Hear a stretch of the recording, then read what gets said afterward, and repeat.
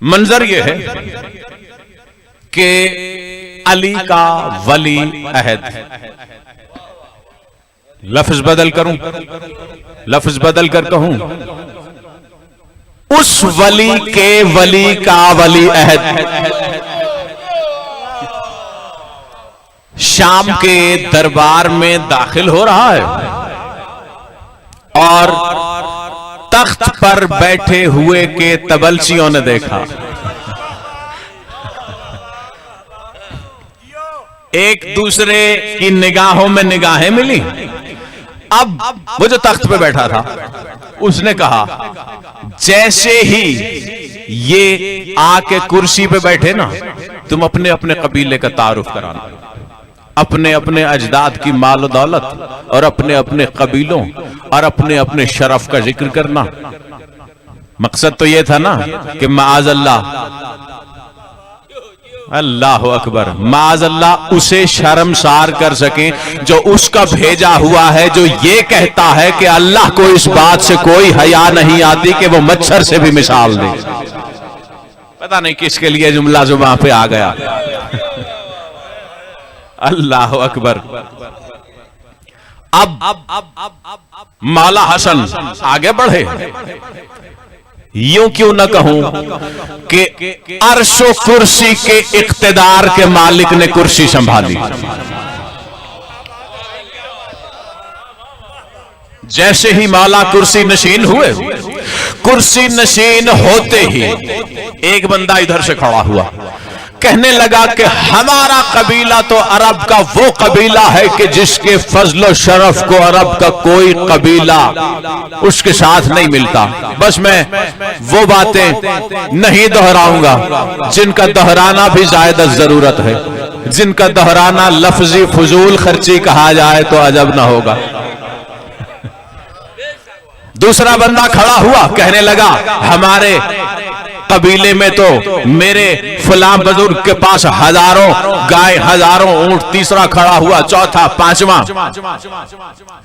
ابھی وہ کلام کر ہی رہے تھے، دیکھتا ہوں کتنے متوجہ ہیں آپ، ابھی وہ کلام کر ہی رہے تھے کہ جمال محمدی کے وارث مولا حسن کے چہرے پر جلال حیدری کے تیور ابھرے۔ اللہ اکبر، اللہ اکبر۔ ادھر جلال حیدری کے تیور ابھرے، جل جلالہ کا جلال بن کر اٹھے حسن۔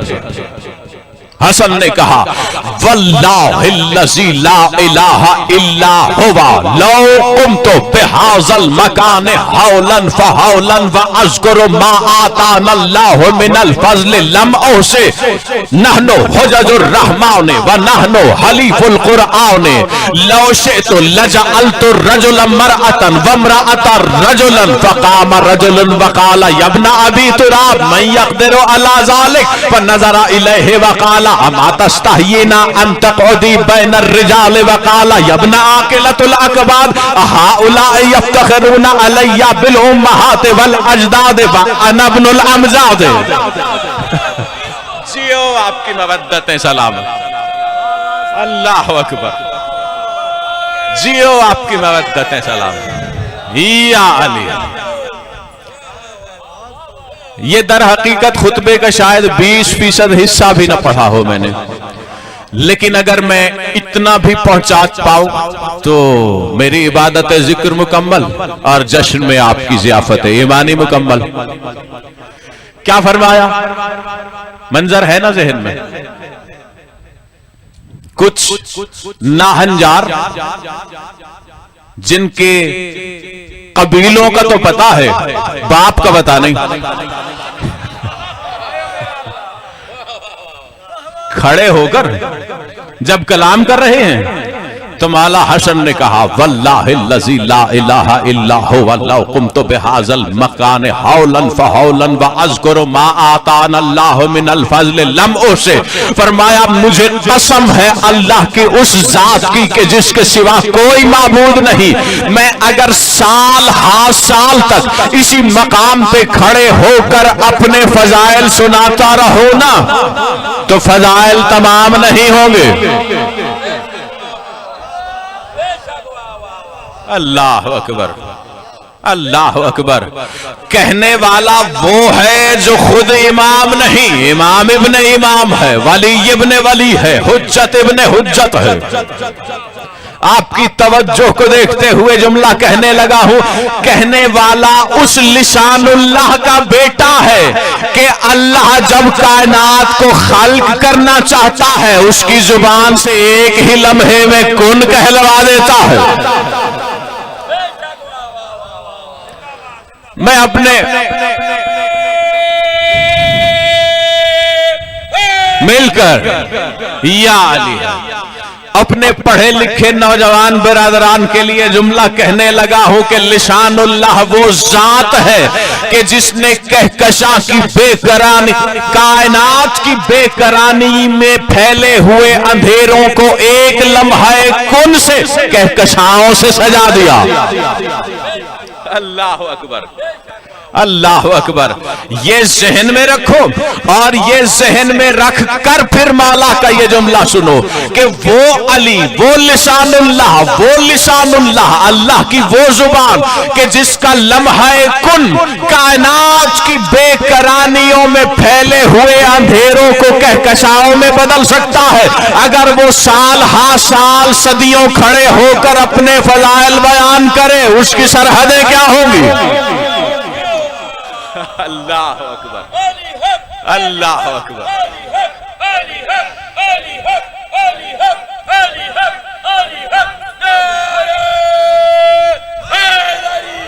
یا علی جیو آپ کی مودت سلامت. تو اس کے فضائل کی سرحدیں کیا ہوں گی؟ آگے فرمایا وَنَحْنُ حلیف القرآن. ہم میرے آگے کھڑے ہو کر اپنے قبیلوں کی بھیڑ بکریوں پہ فخر کرتے ہو. ہم وہ ہیں جو حلیف القرآن ہیں.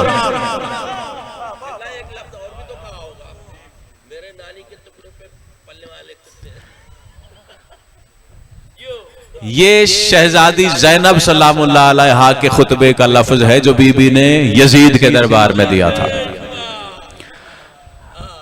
بالکل ایسا ہی ہے لیکن خطبہ دینے والی ہستی کا فرق ہے. آگے کیا فرمایا؟ حلیف القرآن وَنَحْنُ حلیف القرآن. ہم قرآن کے حلیف ہیں. کیا مطلب؟ عرب کے قبائل میں یہ رسم ہوا کرتی تھی اور جہاں عرب میں آج بھی قبائلی نظام ہے وہاں پر آج بھی یہ رسم ہے. کیا؟ اگر کوئی کمزور قبیلہ ہو تو وہ کسی بڑے قبیلے کے ساتھ حلف لیتا ہے کہ اگر کبھی مجھ پر مشکل وقت آن پڑا تو اپنی عزت اور اپنی جان و مال کی حفاظت کے لیے میں تم سے حلف لیتا ہوں کہ میرے ساتھ کھڑے ہونا. اسے کہتے ہیں حلیف. کیا کہہ رہے ہیں مولا؟ دشمن کے دربار میں کھڑے ہو کر کہہ رہے ہیں وہ مجھ سے آگے، میرے آگے کھڑے ہو کر بھیڑ بکریوں پہ فخر کرتے ہو. میں تو وہ حسن ہوں کہ جس نے قرآن کو حلف دے رکھا ہے کہ اگر کبھی قرآن پہ مشکل وقت آیا میں اس کی مدد کروں گا. اللہ اکبر. جیو آپ کی مودت سلام. اللہ اکبر. جیو آپ کی مودت سلام. اللہ اکبر. مولا حسن کی شان میں جملہ سماعتوں کے حوالے کرنے لگا ہوں جس انداز سے آپ سماعت فرما رہے ہیں. اگر میں نے یہ جملہ نہ کہا تو مجھے محسوس ہوگا کہ میں نے مولا کے جشن سننے والوں سے خیانت کی. وہ مولا حسن کہ جو مولا حسن کہہ رہا ہے دشمن کے دربار میں کھڑے ہو کر کے میں نے قرآن کو حلف دیا ہوا ہے، یہی سبب ہے کہ نیزے کی نوک پہ قرآن پڑھنے والا حسین جیسا امام بھی حسن کا وزیر ہے. اللہ اکبر. اللہ اکبر. اللہ اکبر. اللہ اکبر. جیو آپ کی مودت سلام. اللہ اکبر. نحن حلیف القرآن وحجج الرحمن. اور ہم رحمان کی حجتیں ہیں. پھر فرمایا، کئی جملے چھوڑے ہیں میں نے. آگے فرمایا کہ لو شئتو اگر میں چاہوں لجعلتو رجلا مرأتا وامرأتا رجلا اگر میں حسن چاہوں ایک لمحے میں مرد کو عورت میں بدل دوں عورت کو مرد میں بدل دوں. ابھی یہ لفظ کہے ہی تھے ایک جانب سے ایک بدبخت اٹھ کھڑا ہوا کہنے لگا یبنا ابی تراب من یقدر علی ذلک اے ابو تراب کے بیٹے کس میں اتنی قدرت ہے کہ مرد کو عورت میں لمحے میں بدل سکے. ادھر اس نے جملہ کہا مولا نے کوئی دعا نہیں مانگی نماز نہیں پڑھی کوئی سجدہ نہیں کیا کن بھی نہیں کہا اس کے چہرے کی طرف دیکھ کر کہا اما تستحیین ان تقعدی بین الرجال وہ عورت ہو کر مردوں کے مجمع میں بیٹھتے شرم نہیں آتی. اللہ اکبر اللہ اکبر.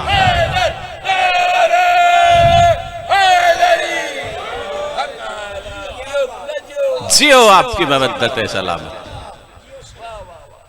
اب بھرے دربار نے دیکھا لمحے میں دیکھتے ہی دیکھتے سامنے کھڑا ہوا مرد عورت میں بدل گیا. ایک جملہ کہہ دوں یہاں پہ اللہ کی حجتوں کی تاریخ میں حرف حرف کی ضمانت پہ پڑھتا ہوں. میں جانتا ہوں کہ یہ منبر تقدس کا مقام بھی ہے ذمہ داری کا مقام بھی ہے اور یہ وہ زمانہ نہیں کہ جب علماء میں یہ دہراتا رہتا ہوں جملہ کچھ باور کرانے کے لیے اپنے نوجوان سامعین کو. یہ وہ وقت نہیں رہ گیا جہاں علماء اپنے شاگردوں کے ساتھ صندوقوں میں کتابوں کو بند کر کے ٹانگوں پہ لیا پھرتے تھے. اب اس کا زمانہ ہے کوئی دیکھنا چاہے ابھی سینکڑوں کتابوں میں نہ دکھا سکوں تو منبر کے تقدس کا مجرم. اللہ کی حجتوں کی تاریخ میں صرف دو ہی حجتیں ایسی ہیں ایک حجت یوسف ایک حجت فخر یوسف. یوسف نے بھرے دربار میں فرعون کے دربار میں بوڑھی زلیخا کو جوان عورت میں بدلا تھا. فخر یوسف نے فرعون شام کے دربار میں کھڑے ہوئے مرد کو جوان عورت میں بدل دیا. اللہ اکبر اللہ اکبر اللہ اکبر. جیو آپ کی مودتیں سلامت جیو آپ کی مودتیں سلامت. اور از راہ تذکرہ بات اگر ہو گئی اور ایک بات میرے سامنے آ گئی تو کہے ہوئے آگے بڑھتا ہوں. از راہ تذکرہ کہ یوسف کے نبی ہیں حجت ہیں. جناب یوسف کے اس قصے نے بڑی شہرت پائی حتیٰ کہ ادب میں بطور تلمیح بھی استعمال ہوتا ہے ہر زبان کے ادب میں فارسی عربی اردو. جملہ کہنے لگا ہوں اگر متوجہ رہے تو بہت بڑی جہت کھولنے لگا ہوں آج جو صدیوں سے غلط جہت سے رائج ہے.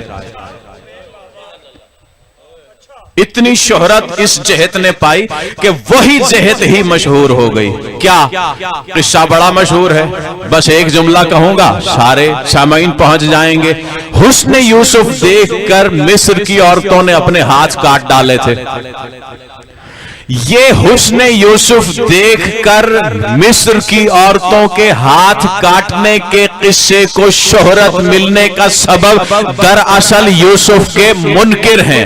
یوسف کی نبوت کا احترام کرنے والے بھی یہی مثال دیا کرتے ہیں اور انجانے میں یوسف کے منکر کی بات کو پھیلاتے ہیں. کھولو بات. جیسے ہی زلیخا نے اپنی پاک دامنی ثابت کرنے کے لیے مصر کی عورتوں کو دربار بلا کر جب انہوں نے اپنے ہاتھ کاٹ ڈالے تو زلیخا اپنے شوہر کے پاس گئی اور جا کر کہا دیکھا میں نہ کہتی تھی ایسا حسین ہے کہ مصر کی عورتوں نے اپنے ہاتھ کاٹ ڈالے اسے دیکھ کر میرا کیا قصور تھا. تو یوسف جناب یہ زلیخا نے جناب اس لیے چونکہ بعد میں وحی نازل ہوئی جناب یوسف پر اور یہ ایمان لے آئی اور پھر یوسف کے ساتھ شادی بھی ہوئی، لیکن اس مرحلے پر جب کہ زلیخا کا شوہر یوسف نہیں تھا، جب ہاتھ کاٹے اپنی پاک دامنی ثابت کرتے ہوئے جب اپنے شوہر کے پاس جا کر کہا دیکھا انہوں نے اپنے ہاتھ کاٹ ڈالے، میرا کیا قصور تھا، تو زلیخا کے شوہر نے زلیخا کو تمانچہ رسید کرتے ہوئے یہ کہا کہ اگر تم لماذا لا تتعصی بالعفیفات النقیات، تو مصر کی بازاری عورتوں کے ہاتھ کاٹنے کو اپنے لیے دلیل بنا کے پیش کر رہی ہے؟ اگر تم مصر کی پاک و پاکیزہ عورتوں کو بلاتی تو وہ یوسف کے الوہی حسن کو دیکھ کے اپنے ہاتھ نہ کاٹتی۔ اللہ اکبر، اللہ اکبر، اللہ اکبر۔ بڑی اہم بات تھی، سامنے آئی، میں نے نہیں روکا۔ کہاں تھی بات؟ دربار میں کھڑے اپنی آنکھوں سے لمحوں میں مرد کو عورت میں بدلتے دیکھ کر مبہوت کھڑے ہیں افراد۔ بس میں سمیٹنے کے قریب آ گیا اور ان کی حیرت میں غرق ہیں کہ ایسے میں مولا حسن نے تخت پر بیٹھے ہوئے سے مخاطب ہو کر کہا یبن عاقلۃ الاکباد اہؤلاء یفتخرون علی بالامہات والاجداد وانا ابن الامجاد۔ بس آخری جملہ، سمٹ گئی بات۔ مولا حسن نے تخت پر بیٹھے ہوئے سے مخاطب ہو کر کہا یبن عاقلۃ الاکباد، دشمن کا دربار ہے، تخت پہ بیٹھنے والا ہے دشمن، اسی کے دربار میں اسی کی آنکھوں میں آنکھیں ڈال کر مولا حسن کہہ رہے ہیں او جگر چبانے والے کی نامعلوم اولاد۔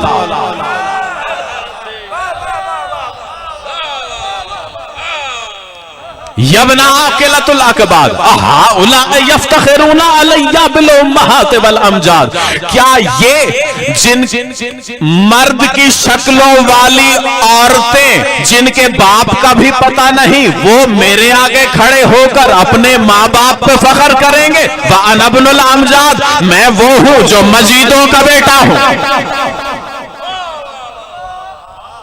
اللہ اکبر،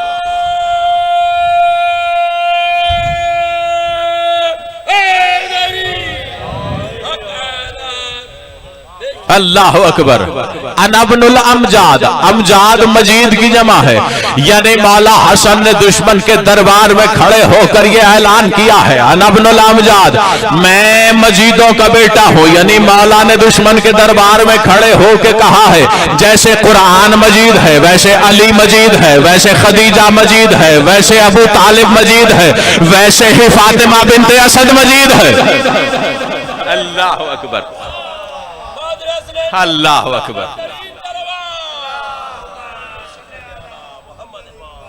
اللہ اکبر۔